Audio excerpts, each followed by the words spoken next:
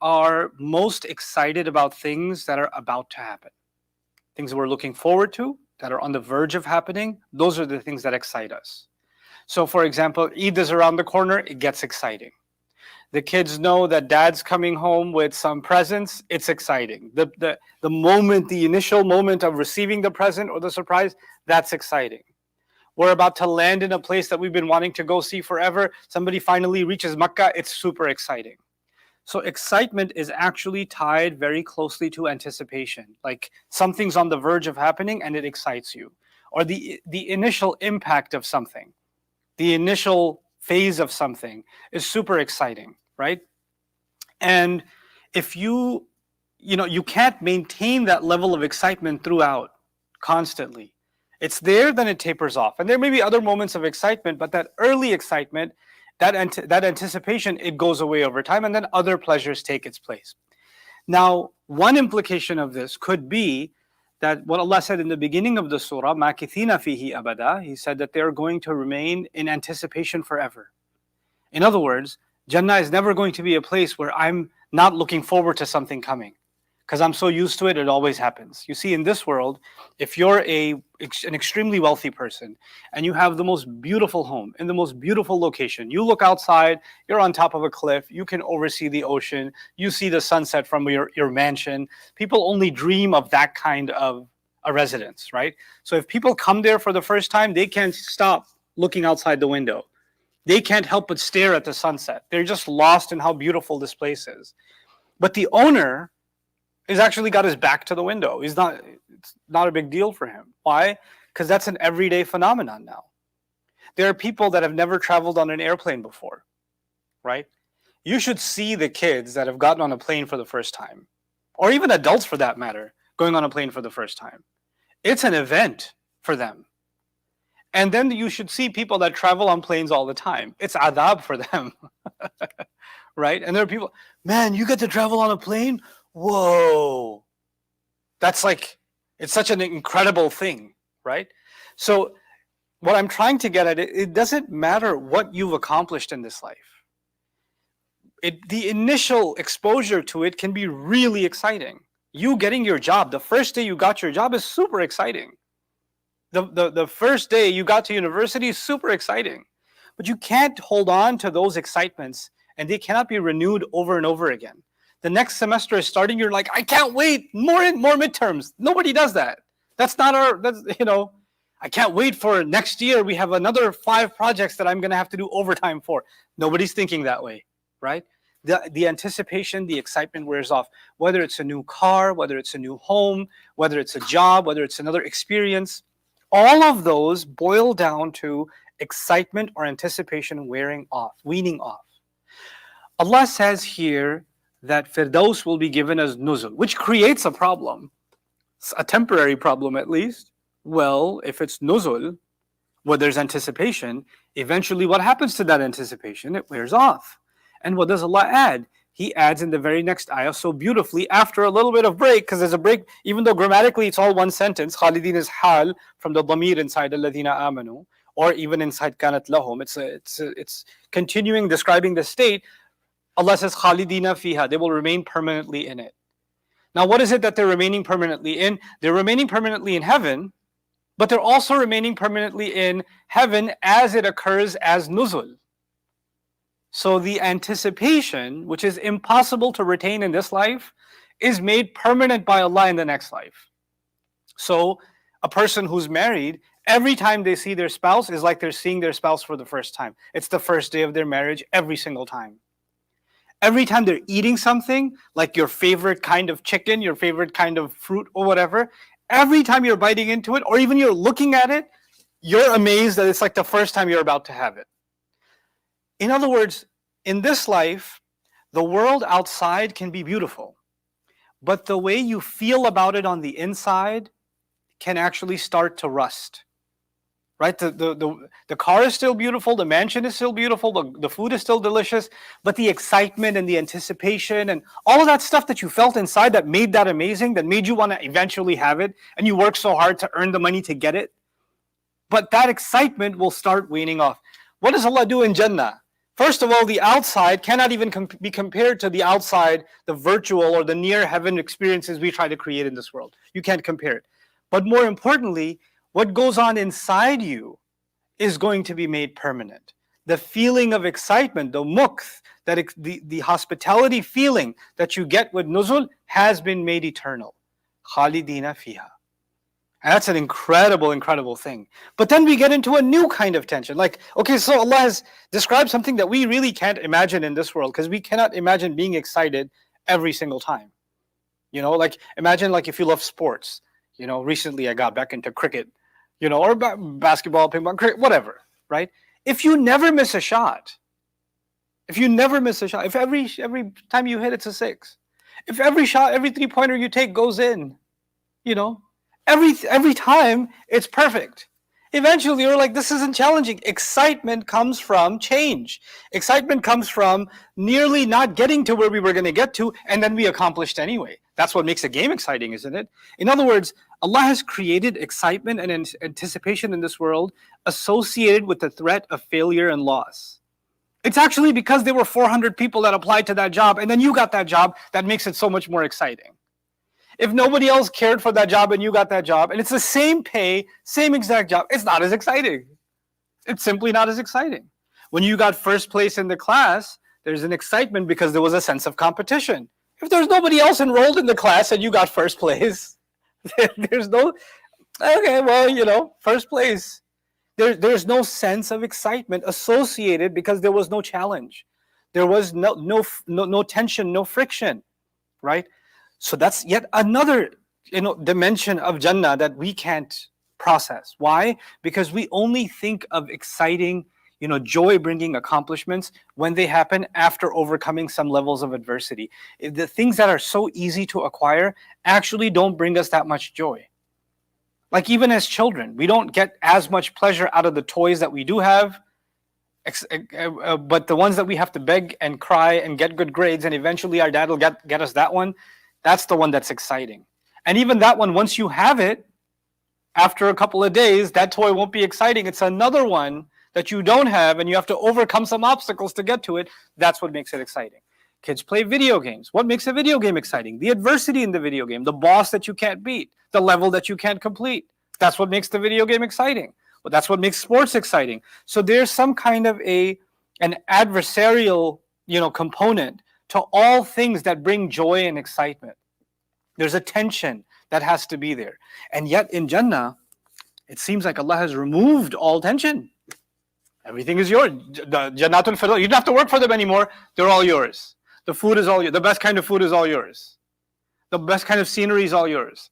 So what's the thought process that comes? Okay, fine, nuzul will be exciting forever, but aren't we eventually going to get bored of the same thing over and over again? Yay, another garden. Oh, look, another waterfall. Huh. Oh, look, more fruit. I've even had some people ask fun questions like, Ustad, Jannah talks a lot about fruits. I don't like fruit. What am I going to do? What am I going to do in Jannah? I just hate fruit. I mean, is there any mention of chocolate or anything? Is there like any, perhaps some Swiss rolls, anything else? Any bagels? Anything? Because I'm not into fruit. And then Quran describes delicious meat. Oh, Ustad, I hate chicken. I hate meat. I can't stand meat. I don't know. Jannah doesn't seem like it's relating to me. It didn't mention anything about strawberry ice cream, or it didn't really talk about, what about cars in Jannah? There's no mention of cars. So what do we look at Jannah? On the one hand, first of all, can its permanence be exciting? And if it's the same thing over and over again. On the other hand, it didn't mention the things precisely to my taste. Why didn't it mention things that are exact to my liking? And by the way, likings vary from one culture to another, right?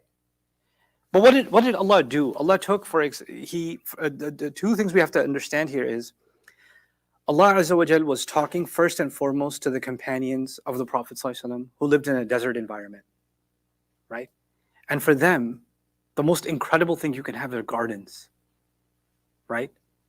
And it's not that he was only catering to the Arab audience, but you have to understand, those people worked the hardest. They worked the hardest for Islam. Doesn't matter what we do for Islam now, we can't compete with what those people did in their loyalty to the Prophet ﷺ. So what has Allah done? Allah has described in most of the occasions of Jannah, Allah has verbalized the components, the aspects of Jannah that are most enticing for the people that did the hardest work, which are the Sahaba. He did not spell out everybody's taste. What is it that Allah Azza wa Jal put in the Quran? He acknowledged as-sabiqun as-sabiqun ulaika al-muqarrabun, the first and the foremost. They are the ones brought closest because they did the greatest sacrifices in their show of loyalty to Rasulullah sallallahu alaihi wasallam radiyallahu anhu ajma'in. So the narrative of Jannah is actually first and foremost verbalizing what they would desire. But it does not exclude, as a definition, what you and I might desire. That's the first thing to think about here. The second thing to think about is gardens. Gardens are not all the same thing. The something covered in greenery or something covered in beautiful shrubbery and things like that doesn't just mean we're just going to be dropped in the middle of a park and there's a bunch of trees and where are we going to stay? No, the most beautiful mansions anywhere in the world have remarkable landscaping. Privacy, the best kinds of privacy created in a private estate are with the lining of trees and shrubbery, and the greenery brings life to the place, joy to the place. There are gardens, there are millions spent on maintaining gardens, gardeners hired. Doesn't matter which culture you go to, if you not that I'm encouraging you to watch movies, but even from times old, if you've ever seen any movie of anybody who's rich, a politician, the guy from the mafia, it doesn't matter what continent they're on, when they live the big life, what do you see? You see a mansion and you see a garden, and you definitely see some kind of water feature. Either they're living next to the ocean, or they've got a swimming pool to mimic the ocean, or they've got some water spring to mimic a waterfall. These are the things that human beings are drawn to. So Allah Azza wa Jal, first of all, gave us the outside experience that we are drawn to. But even then, khalidina fiha, we're in it forever. I think we'd want to eventually change something. Eventually you get the perfect home. You get the home exactly the color scheme you wanted, the furniture you wanted, the layout you wanted, every last detail you picked. 3 years later, you want to redesign the place. Your dream car, 2 years later, you want to get another one. Your favorite shirt is in the trash and you want to give it away to your brother because you don't like him that much. We want change. Allah says about this is our nature. We want to update. We want to do new things. We want to experience new things. If you went to this most amazing vacation in some place, like, oh my God, this place was awesome. We got to go back. We got to come back here. Next time you're like, no, I already been there. I want to go somewhere else. At the time you're like, I'm always want to come back here. Even if you did come back, you'd be like, yeah, I think we should have gone somewhere else. I mean, you'll bring some other people who can get excited, but you're excited for them, not yourself. Because you're already, yeah, I already know, I know, right? Look at that, yeah. I see what you're feeling. I've already felt it. It's expired. This phrase that Allah adds here, لا يبغون عنها حولا. They are not even going to pursue or desire. They're not going to go after any kind of change from it. They're not going to want anything to change. How? I don't know how to process that, because all I want to do when things get really permanent, no matter how good they are, I want some kind of change. If life is perfect, everything is going well, somebody says, I think I need to change the scenery. I need to travel. I need to get out of here. Right? Do something else. People feel unfulfilled. Boredom is actually it's actually a studied psychological phenomenon. It's a studied psychological phenomenon. And it's a dissatisfaction with the reality around you. At some point, it no longer gives you meaning. Like, it's no longer fulfilling you, so you get bored and you want to do something else. So how is it that we're going to think Jannah isn't going to get boring? Actually, Suhaib, my friend Sheikh Suhaib, told me about a guy who literally said, I'm a math guy. I love solving math problems. I don't think I want to go to Jannah because there won't be any math problems to solve. Like, bro, you're a math genius. You couldn't solve this math problem.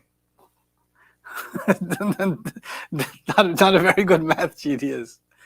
When he says لا يبغون عنها حولا, let's dig deep a little bit. First of all, in the previous ayah, Allah said Jannatul Firdaus. And one of the positions about that is that even Firdaus, which is the highest level of Jannah, has levels, has Jannat. And you know what Allah might do? Perpetually, into foreverness, that Allah will give you nuzul from the first garden. And the party and the excitement is so incredible. And immediately as that excitement is going on, you're actually moved up to the next garden. And the excitement is going on, and then you moved out to the next, a new world. A completely new, unimagined, like each Jannah unimagined from before, not just an upgraded version of what you saw before, something else entirely, something you can't even bring into existence in your mind. And every single time the anticipation is renewed and renewed and renewed perpetually.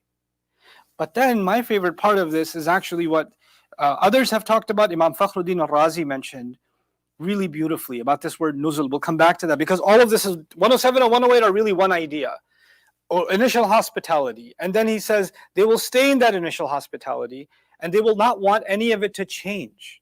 They won't want any of it to change. What does that mean? That we are going to feel something we've never felt before. This is so perfect. What it makes me feel inside, I don't want to lose this feeling. And we're going to hold on to that feeling all the time. And when you ask somebody who's feeling the most amazing feelings, what do you want right now? You just say, I just want this to last forever. There are moments in our life where we feel this kind of joy. And if someone was to ask us, if you could have anything in the world right now, what would it be? You'd say nothing if I can just hold on to this moment forever. That's all I would ask for. And that's exactly what Allah is giving. That's exactly what Allah is providing when He says, خَالِدِينَ فِيهَا لَا يَبْغُونَ عَنْهَا حِوَلًا. But now let's go to Imam Fakhruddin al-Razi. He says, but maybe if it is nuzul, maybe as exciting as it is, and we don't want it to go any further. We're completely okay. We're so happy that we got something that we've never experienced before, and it's become, the anticipation, the excitement has become permanent, and yet Allah says there's even more to offer. لَهُمْ مَا يَشَاءُونَ فِيهَا وَلَدَيْنَا مَزِيدٌ. In Surah Al-Kahf He says they will have whatever they want in it, and we've got something more. What is this more? Now this is the same idea, right? Initial hospitality, and there's got to be something more.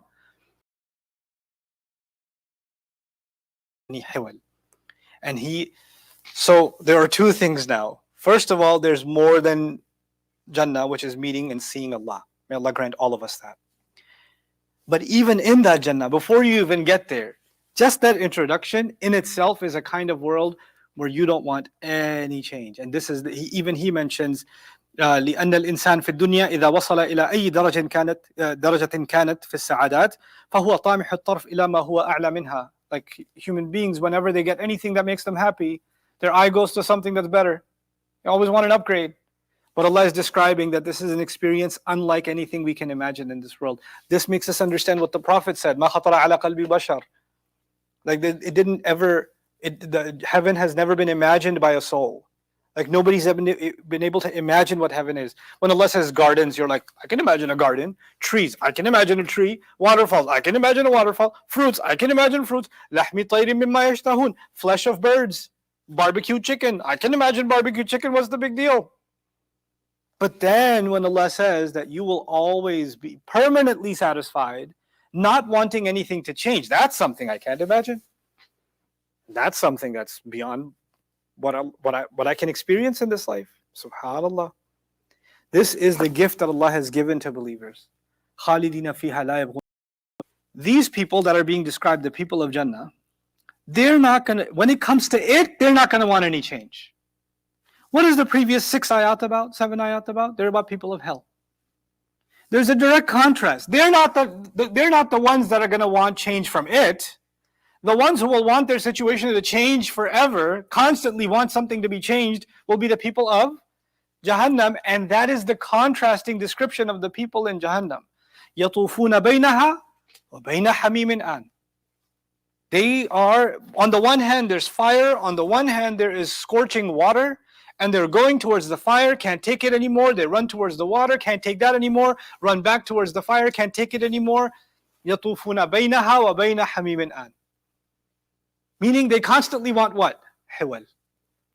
By contrast, the believer, when it comes to what they get, they're not going to want any hiwal.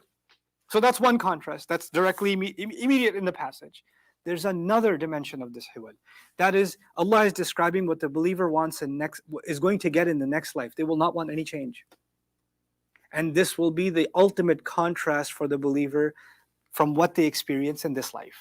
In this life, actually, we are constantly pursuing change. Every one of us. And we're supposed to. I'm pursuing a change in my character. I'm pursuing a change in my refinement. If I stay the same as I am right now, that's not a good thing in my religion. I need to improve myself. I need to learn more. I need to fix my character. I need to fix my level of patience. I need to fix my, the guarding of my eyes. I need to fix, my ability to be more generous, to be more charitable. There's constantly change I want to make. And it's not just change inside me. I want to change things around me. I want to make things better around me. What is Dhul-Qarnayn doing? He doesn't want the world to stay the way it is. He's pursuing resources to bring about more and more change. He's changing a pathway between two mountains and creating a wall. Human beings were put on this earth to bring about change and change and change and change and change. And we got to Jannah. It is actually because we were constantly pursuing a change in ourselves for the better and change in the world around us for the better. But now, finally, all that driver engine that was pushing us to change and transform ourselves and transform the world around us, that has now been brought to a close. That sa'i is now over. There's no more sa'i. There's no more effort to be made. There's no more transformation needed anymore. Now, they're not going to pursue any more change. In other words, finally, it's time to rest. Finally, it's time to relax. And the thing is, even when you relax, that can become, toxic for a person, right? Like people that retire get very depressed because relaxation is a problem, right? And so Allah, when He mentions by the end, خَالِدِينَ فِيهَا لَا يَبْغُونَ عَنْهَا حِوَلًا, before it He addresses it. Unlike this world, where until my dying breath, I need to be pursuing change. And because if I didn't, I'm doing something short of what I'm created for, and there's a dissatisfaction inside me that I'm not pursuing change. In the next life, Allah will take this desire from inside me away, and even when it's taken away, it will not lead to dissatisfaction or depression or boredom. All of that has been removed. SubhanAllah. A direct contrast between this life and the next. So Jannah isn't just, these insights are important because Allah isn't just contrasting Jannah, a temporary life versus a permanent life. And there's no other qualitative differences between the two. Or we have food here, but we have much better food there. We have home here, we have much better home there. And it's not just that. There's something more that's actually fundamentally different. We become fundamentally different. We become the perfect version of ourselves where we're not pursuing constant change. SubhanAllah. It isn't just Jannah that's been upgraded. I have been upgraded. You have been upgraded. And that's Allah Azza wa Jall's reward to us.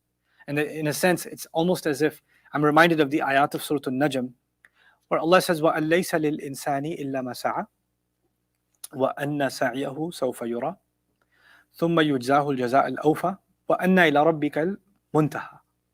So those ayat, some remarkable ayat about effort, right? A human being owns nothing except their efforts, and their efforts shall be seen, right? And then they shall be given the most complete reward for their efforts. Then He says, and to your master finally is the ultimate end. Also, end of what? End of struggles. End of constant struggle. So it's not just the end as in there's nothing more, but also something inside you that used to be there constantly has now been brought to an end, and Allah has completely removed that from you and yet given you eternal bliss and joy. May Allah Azza wa Jal grant all of us His Jannah.